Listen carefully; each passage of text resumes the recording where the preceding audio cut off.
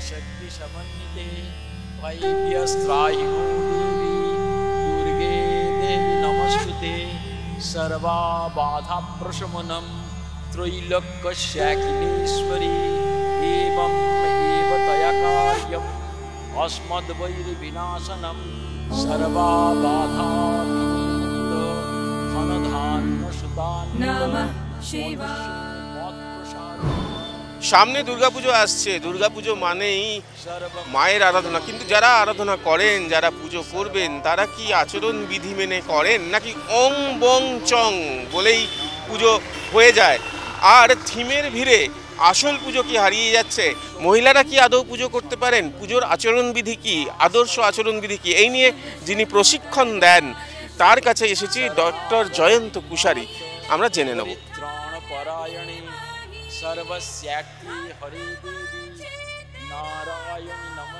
আদর্শ আচরণবিধিতে কি বলছে? মহিলারা কি পুজো করতে পারে?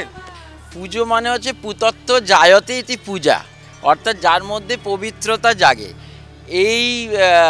এই দৃষ্টিভঙ্গি থেকেই কিন্তু আমরা এগিয়ে চলেছিলাম গত ৩৯ বছর আগে আমাদের কবিরাজ গঙ্গাপ্রসাদ সেনের বাড়িতে, এবং এ নিয়ে আমাদের ইনসিস্টও করেছিলেন স্বামী পূর্ণাত্মানন্দজি, সঞ্জীববাবুর মতো ব্যক্তিত্বরা, যে পুজো আজকে উৎসবের আড়ালে হারিয়ে যাচ্ছে।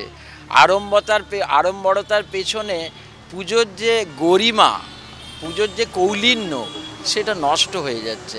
তো সেই জায়গা থেকেই কিন্তু আমরা আজ থেকে ৩৯ বছর আগে কবিরাজ গঙ্গার প্রসাদ সেনের বাড়িতে আমরা শুরু করেছিলাম এই দুর্গাপুজো বিষয়ক প্রশিক্ষণ শিবির, এবং যার উদ্দেশ্যটা হলো আদর্শ আচরণবিধি মেনে চলা প্রথম, তারপরে আসছে ক্রিয়াকলাপ।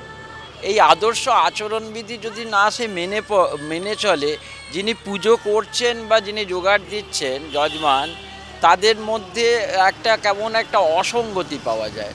অসঙ্গতিটা এটাই যে পুরোহিতের চায়ের নেশা আছে, বিড়ি সিগারেটের নেশা আছে, তিনি পুজো করতে করতে হয়তো একটু মুখ ঘুরিয়ে দুটো সিগারেটে টান দিলেন বা চায়ে চুমুক দিলেন, তো এটা তো চলবে না, কেননা এঁটো মুখে তো পুজো হয় না।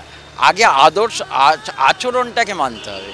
এই যদি আচরণটা সে না মানে, তাহলে তার পৌরোহিত্য করা বা যিনি জোগাড় দিচ্ছেন বা যজমান, তার কিন্তু সেখানে থাকা ঠিক না।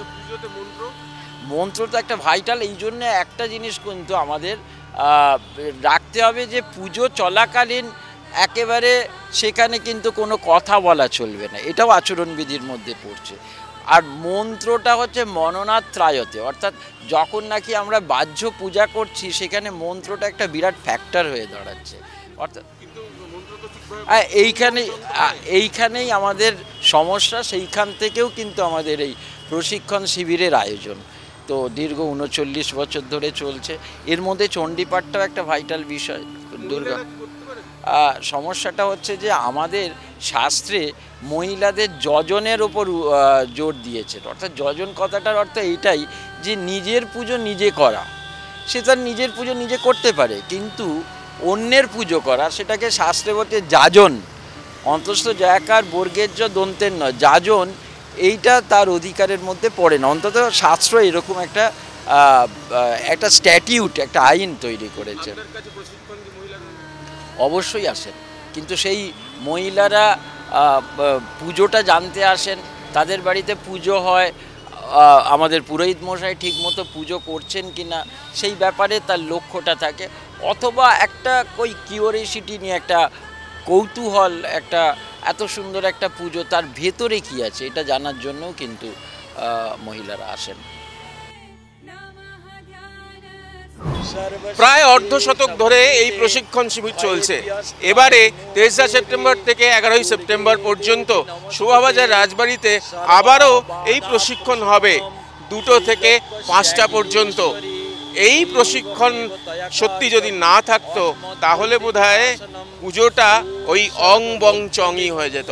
সুরহিতের সঙ্গে প্রীতম দে, ক্যালকাটা নিউজ। নারায়ণী নমস্তুতে।